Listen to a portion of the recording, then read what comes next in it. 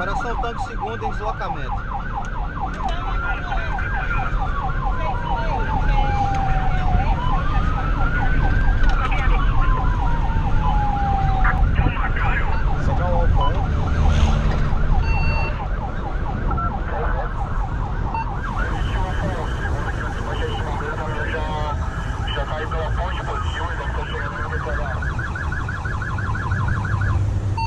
Positivo, Central, TKS.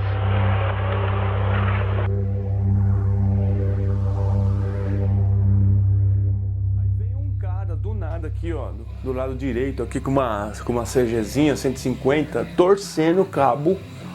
Ele pregou, ele não conseguiu brecar, travou na carroceria, na parte de trás do caminhão, da qual eu vi o fêmur dele para fora. A moto entrou para dentro. O truque passou por cima, arremessou a moto para cá, pro lado esquerdo, e você ia vindo aqui, ó. E aí na hora que bateu o pneu da frente aqui, você veio arrastando a cabeça assim, ó, mexendo e parou nos meus pés. Nós tivemos que atravessar você da estrada sentido São Paulo para a estrada sentido Rio de Janeiro, por cima dos guarda-reio, pro hospital de Jacareí, telefonar para os seus pais. Eles já estavam em casa e imediatamente eles pegaram o carro e vieram para Jacareí. Quando eles chegaram em Jacareí, meio que você acordou. 30 minutos você saiu pela porta da frente andando. Então isso daí foi mágico pra caraca, né, bicho? Foi louco, cara. Eu posso te dizer assim que foi umas paradas que eu nunca tinha visto na minha vida.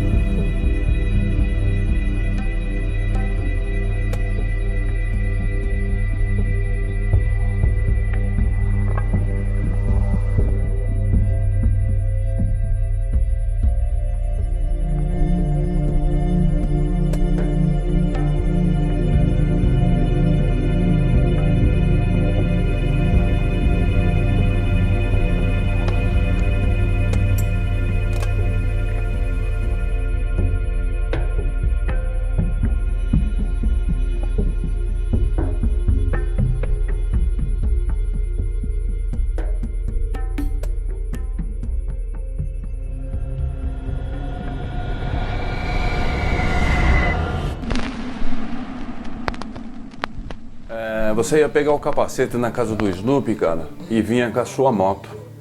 Quando de repente você tava a milhão, e tinha um Fusca na frente, cara. E de repente a gente tava atrás com o Escort e você bateu na traseira desse Fusca do lado esquerdo, mas chapou mesmo.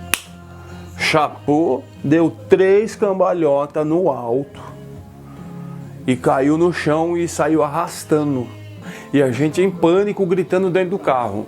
Aí descemos do carro, conseguimos parar, o cara do Fusca também parou. Você já estava esticado no chão. Foi cercado assim o negócio, todo mundo estava muito nervoso de ver a cena. No presente momento, você estava desacordado. Quando a polícia chegou, a viatura militar chegou, você já começou, se acordou do nada assim e começou a falar russo. Tava falando 3 línguas diferentes, cara. Foi assim, foi trágico no momento, mas foi de dar risada depois. É, por isso que os caras achou que você tava chapado, viu? E eu falando pra você, Tadeu, sou seu amigo, calma, meu, pá, vem comigo, vem comigo. Quando nós chegamos no HMU, você já tava assim, ó, lá atrás. Falando russo mesmo, né? Eu, como eu não aguento, até deu uma risada assim, falei, esse cara deve estar mentindo, mas aí eu vi que não era brincadeira. E foi a parte também do inglês. E a terceira língua, então, eu nunca tinha ouvido na minha vida. Aí levaram você pra dentro, nós comunicamos o seu pai e sua mãe. E isso, cara, sempre igual um bicho atrás, assim, ó. Sempre. Você gritava tanto que na hora de tirar o raio-x lá, todo mundo começou a chorar porque a gente escutava seus gritos de longe. Então, né, esse estresse aí foi isso, cara.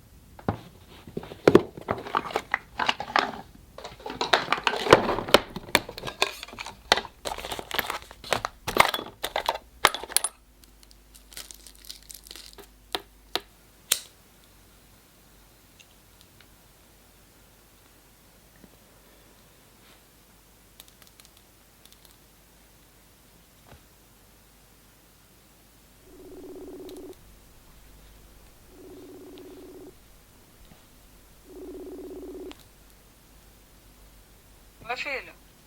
Oi, mãe, tudo bem? Tudo? Tudo jóia.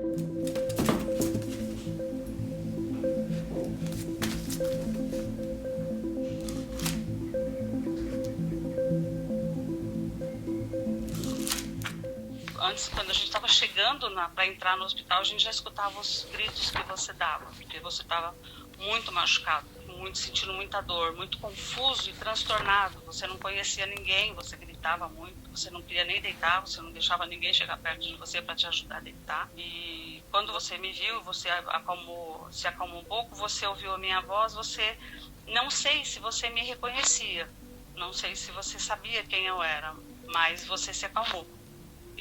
Quando eu cheguei perto de você, eu consegui tocar em você. E até então ninguém tinha conseguido tocar em você. E aí você foi se acalmando, se acalmando.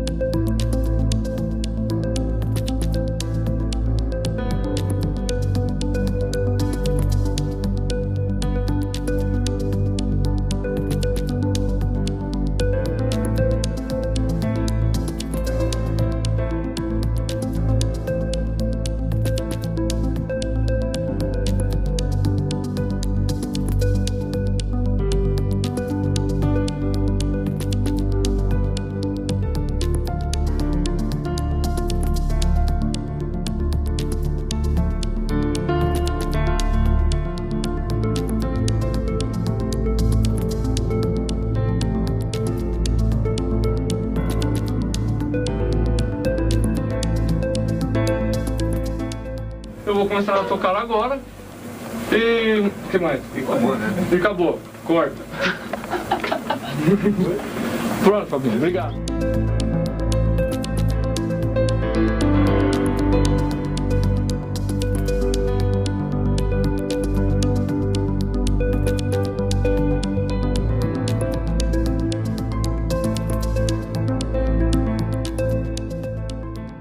Então você não conhecia muitas pessoas, nem a família mesmo mais próxima, né? Vovó, tio, tia. Você olhava, mas você olhava vagamente, você falava, mãe, eu não lembro quem é. Quem é? Aí eu explicava pra você quem era, eu contava a história, contava.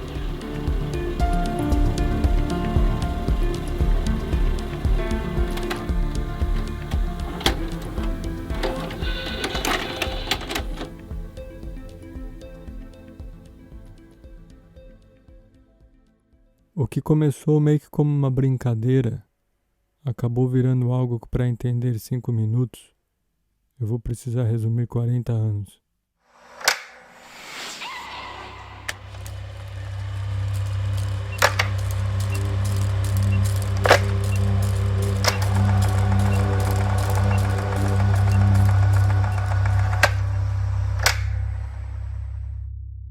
Eu nasci em uma família de operários e descendentes de italianos.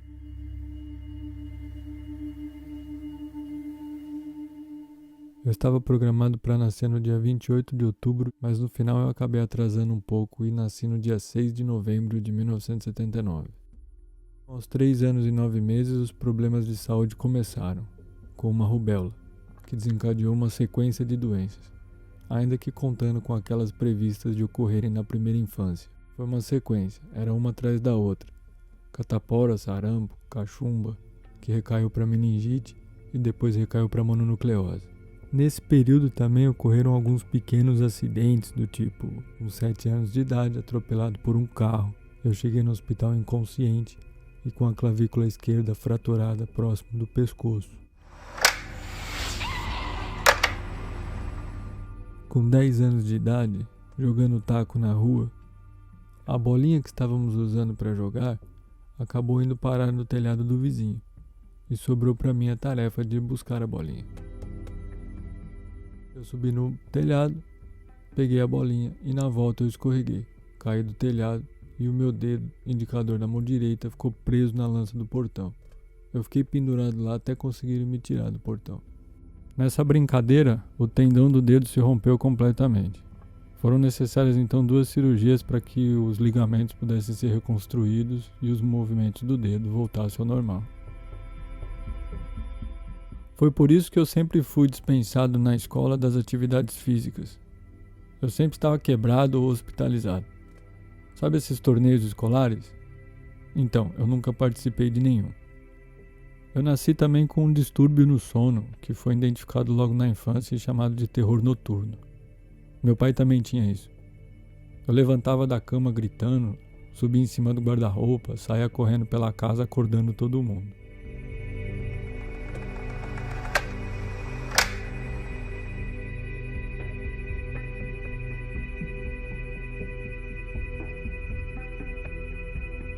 No ginásio, eu tentei entrar no teatro, num curso de verão que teve na escola que eu e meu irmão estudávamos.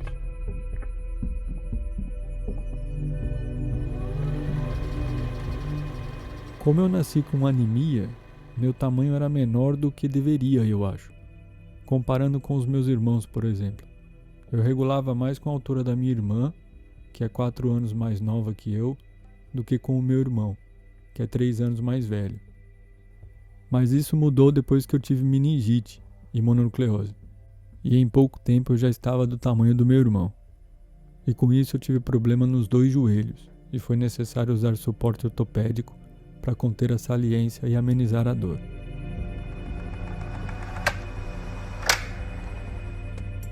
Meu pai na juventude teve banda. Essa foto é de 1972.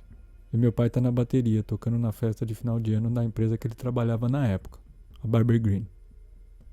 Eu na adolescência também comecei a tocar numa banda de garagem com alguns amigos. O tempo foi passando e a banda teve outras formações e conseguimos gravar uma fita demo. Nessa época eu trabalhava como courier, mais conhecido também como motoboy.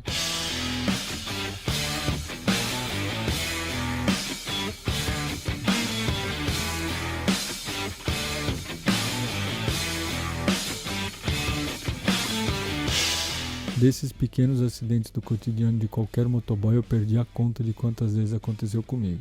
Era quase todo mês.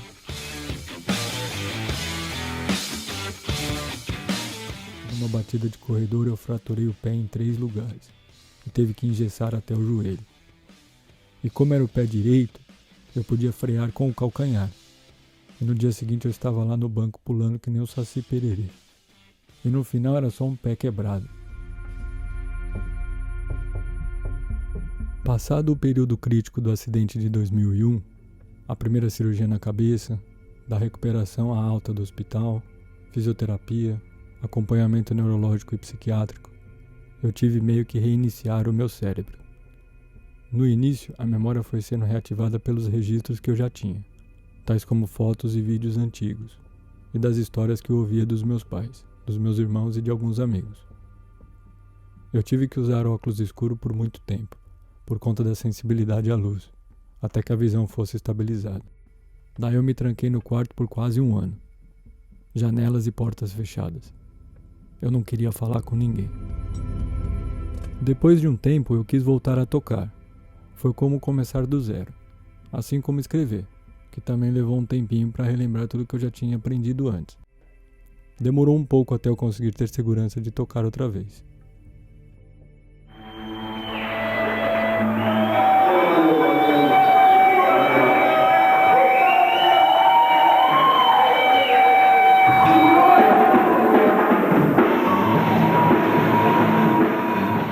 Nesse dia foi bem engraçado, porque eu estava tão fraco, por conta desses exames que eu tinha que fazer toda semana, como tomografia, ressonância, essas coisas radioativas aí, que no meio da apresentação eu perdi um dente. O dente simplesmente descolou do maxilar e caiu no chão sem eu perceber. Quando dei conta, o dente já tinha desaparecido. Foi quando no final da apresentação um amigo da minha irmã, que estava lá assistindo, achou o dente no chão e me devolveu. Foi quando eu tive que usar aparelho ortodôntico, que eu usei por 2 anos.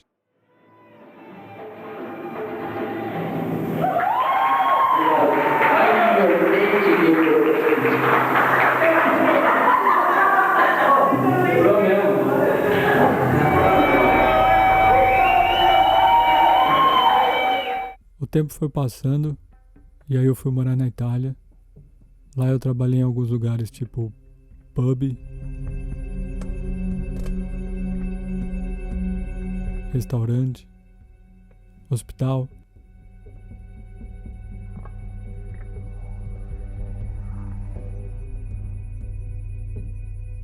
E um relacionamento que eu tinha naquela época foi mantido mesmo à distância, por mais de 1 ano. Mas quando as brigas começaram a ficar repetitivas, eu acabei retornando para casa dos meus pais. Daí eu aproveitei e fiz uma graduação na mesma universidade que ela estudava. Mas não demorou muito tempo, o relacionamento terminou de vez. Mas do contrário das outras vezes, eu não me tranquei no quarto dessa vez. Eu empacotei as minhas coisas e voltei para a Itália. Dessa vez um primo meu veio comigo, mas no final acabou que não deu certo. Ele acabou voltando para casa dos pais dele e eu segui para Londres.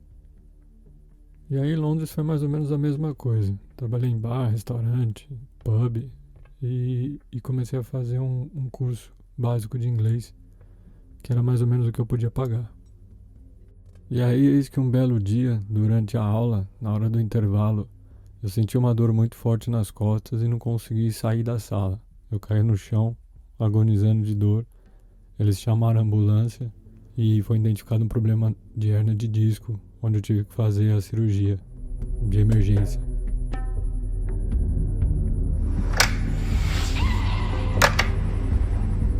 Foi aí que eu comecei a aprender a fazer vídeos. No início foi bem interessante, mas com o passar do tempo eu fui me deparando com outros problemas que eu já estava enfrentando, que me fizeram ir me afastando. Nesse período também eu tentei voltar a tocar, Tentei discotecar também, mas acabou que no final não deu muito certo. Aí em seguida logo veio o lockdown.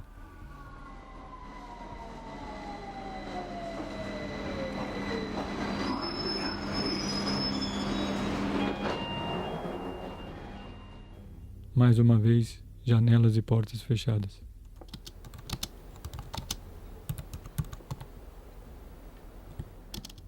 Aproveitando que eu tinha que aprimorar bastante o entendimento da língua inglesa, eu usava o tempo livre para ver os desenhos e os filmes que eu assistia desde pequeno. E como eu já sabia mais ou menos o que eles estavam falando, ficava mais fácil para reconhecer as palavras. Mas foi estranho observar como nós somos acostumados desde sempre a aceitar algumas coisas.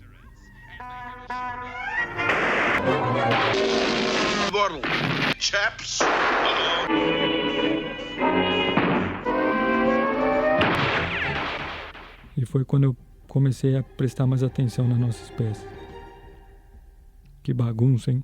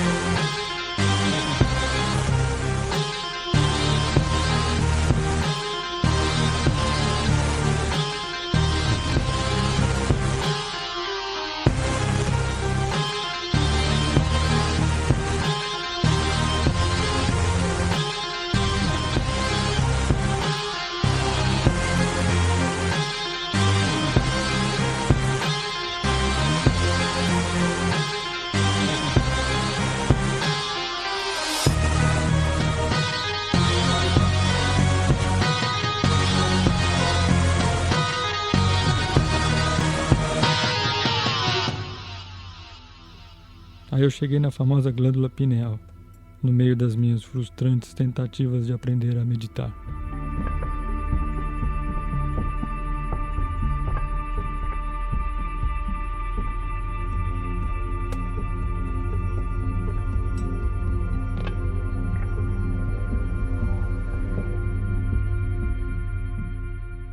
Muitas coisas começaram automaticamente a fazer sentido para mim. O universo é um organismo gigantesco, com uma quantidade enorme de elementos que, em constante fusão, cria tudo que existe, certo? Considerando o tamanho desse organismo, dá para entender que o planeta Terra é uma pequena célula disso tudo.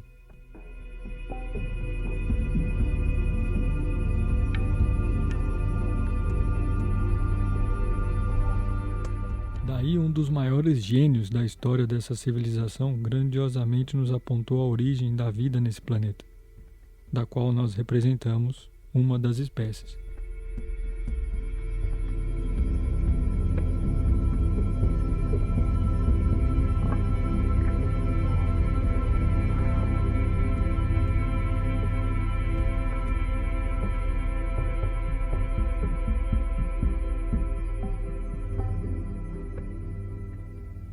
Você já ouviu uma frase que diz: "Não existe nada de novo diante da luz do sol"? Mosquitoes' food of choice, primitive humanoid life forms have colonies all over that planet. Are they intelligent? No, but they're very delicate. In fact, every time an asteroid strikes their planet, they have to begin life all over. It's fascinating, isn't it? Pois é. Eu sei que tudo que eu tô falando nesse vídeo não é novidade pra ninguém. E nem tô dizendo que fui eu que descobri. Eu só tô contando como mais ou menos eu entendi isso tudo. O fato é que no final ninguém ganha. E quando a célula fica muito doente e o próprio organismo dá um jeito de restabelecer o equilíbrio dos elementos que estão em desacordo, mesmo que isso seja necessário destruir completamente a célula para que comece tudo outra vez, lembra do desenho? Então...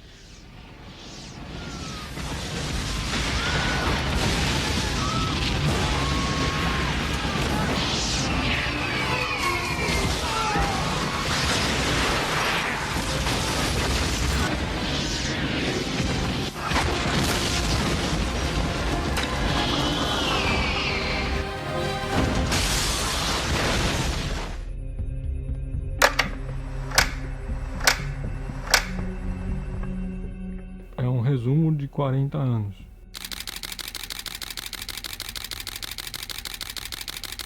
Foi interessante perceber como o organismo reage, dependendo do estado emocional.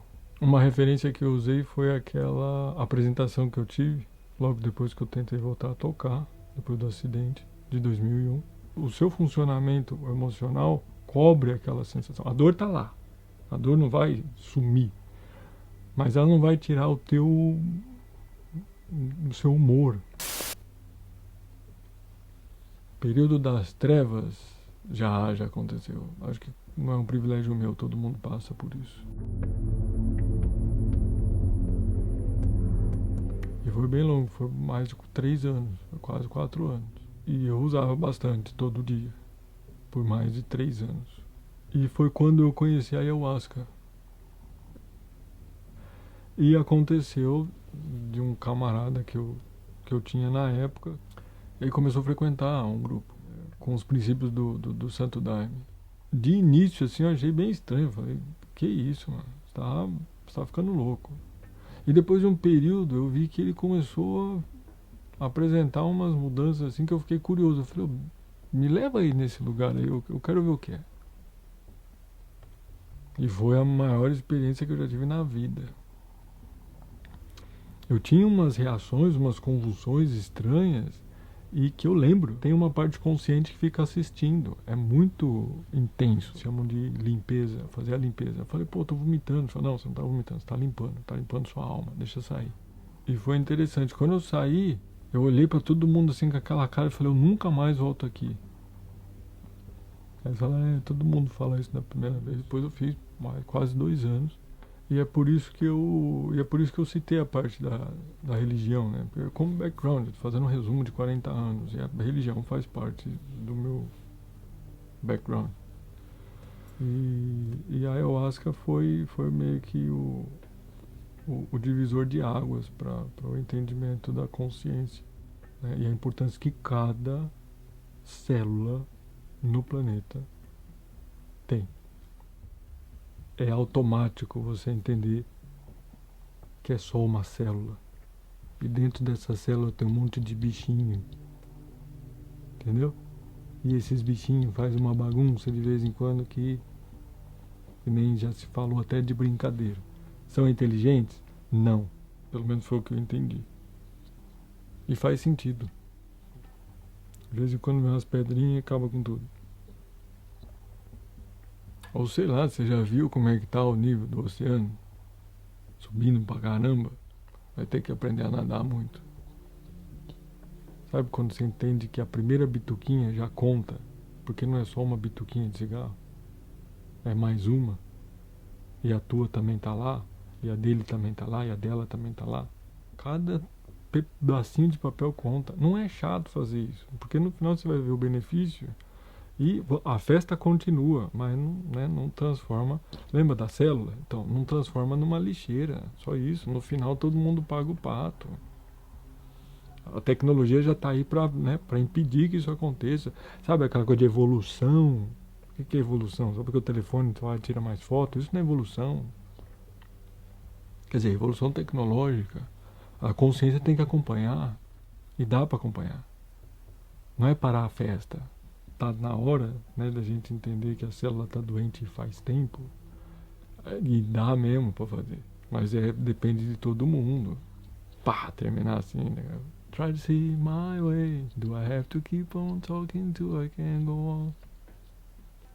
Espero que eles não me processem por isso, só porque eu falei isso. A música não é minha, todo mundo sabe, todo mundo conhece.